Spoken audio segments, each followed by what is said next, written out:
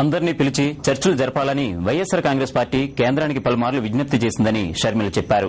కానీ ప్రజాస్వామ్యం అనే విషయాన్ని కాంగ్రెస్ పార్టీ మరిచిపోయి వ్యవహరించిందని మండిపడ్డారు. రాష్ట్రాన్ని సమైక్యంగానే ఉంచాలని వైఎస్సార్ కాంగ్రెస్ పార్టీ డిమాండ్ చేస్తుందన్నారు. కోట్ల మందికి అన్యాయం జరుగుతుంటే జగనన్న చూస్తూ కూర్చోరని షర్మిల చెప్పారు. జగనన్న నాయకత్వంలో వైఎస్సార్ కాంగ్రెస్ పార్టీ ప్రజల కోసం ఎందాకైనా పోరాడుతోందన్నారు. కోట్ల మంది గుండెలు మండి రోడ్ల మీదకు వస్తే అధికార పార్టీ నేతలు తెలుగువారి ఆత్మగౌరవాన్ని ఢిల్లీలో తాకట్టు పెట్టారని ఘాటుగా విమర్శించారు షర్మిల.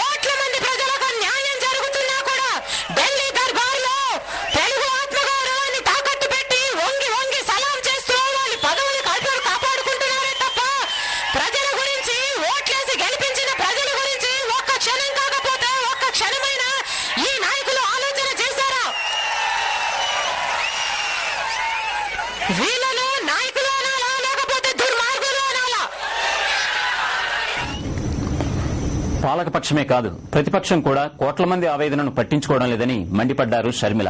సీఎం కిరణ్ చంద్రబాబులపై తీవ్రంగా మండిపడ్డారు. సమైక్య శంకరావు ముగింపు సభలో ప్రసంగించిన షర్మిల రాష్ట్ర విభజనకు ప్రధాన కారకుడు చంద్రబాబేనని నిప్పులు చెరిగారు. మన కర్మ కొద్దీ పాలకపక్షం ఇలా ఉంటే ప్రతిపక్షం కూడా అలాగే ఏడ్చింది. ఒక పక్కేమో కిరణ్ కుమార్ రెడ్డి గారు దిష్టి బొమ్మలా నిల్చొని కోట్ల మంది ప్రజలకు న్యాయం జరుగుతున్నా చూస్తున్నారు. ఇంకో పక్కేమో ప్రధాన ప్రతిపక్ష నాయకుడు చంద్రబాబు గారు కోట్ల మంది ప్రజలకు అన్యాయం జరుగుతున్నా కళ్ళార్పకుండా ఆయన కూడా గుడ్ల గబ్బలాగా చూస్తూ ఉన్నారు.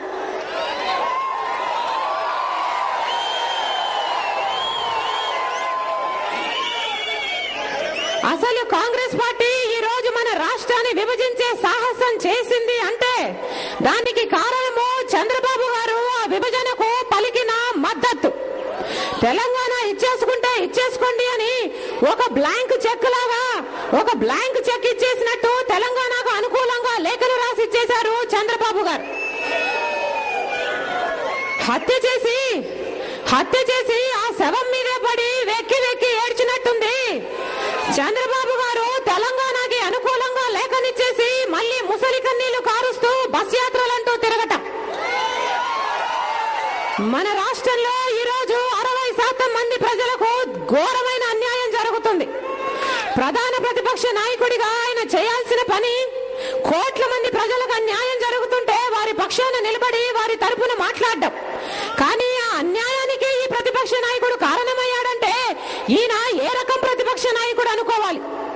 దిగ్విజయ్ సింగ్ గారు వచ్చి మీ రాష్ట్రాన్ని చీలుస్తున్నాము అని ప్రకటన చేస్తే ప్రధాన ప్రతిపక్ష నాయకుడిగా చంద్రబాబు గారు ప్రెస్ మీట్ పెట్టి ఈ ప్రాంతానికి ఎంత అన్యాయం జరుగుతుందో అని ఒక్కటంటే ఒక్క మాట కూడా మాట్లాడకుండా హైదరాబాద్ ను 4 లక్షల కోట్లకు అమ్మకానికి పెట్టేశాడంటే ఇక ఈయన ప్రతిపక్ష నాయకుడు అనాలా, ఈయన దుర్మార్గుడు అనాలా?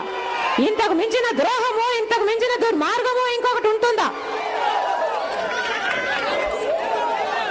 తెలుగుదేశం పార్టీతో సహా 5 పార్టీలు విభజనకి అనుకూలమని చెబితే 3 వైఎస్ఆర్ సిపి ఎంఐఎం సిపిఎం విభజనకు అనుకూలమని ఎప్పుడూ చెప్పలేదు.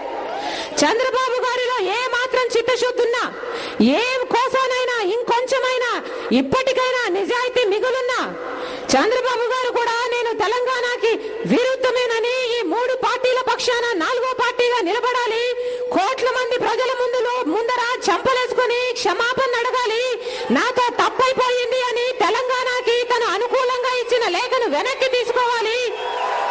ఇంత అన్యాయం ఆ ప్రజలకు చేస్తారా అని అందుకు నిరసనగా ఆయన ఎమ్మెల్యేలు, ఆయన ఎంపీలు రాజీనామాలు చేయారు. చంద్రబాబు గారు ఆ లేఖను వెనక్కి తీసుకునేంత వరకు, ఆయన నాయకులు రాజీనామాలు చేసేంత వరకు నువ్వు గాని నీ నాయకులు గాని సీమాంధ్రలో అడుగు పెట్టడానికి వీల్లేదని సీమాంధ్రులంతా తెలుగుదేశం పార్టీ నాయకుల్ని తరిమి కొట్టాలి. 14 రోజుల పాటు సాగిన సమైక్య శంఖారావం బస్సు యాత్ర ముగిసింది. ఈ బస్సు యాత్రకు కొనసాగింపుగా రైతు సమైక్య శంఖారావం ఉంటుందని వైఎస్సార్ కాంగ్రెస్ పార్టీ ప్రకటించింది. ఇవి చివరి రోజు సమైక్య శంఖారావం విశేషాలు.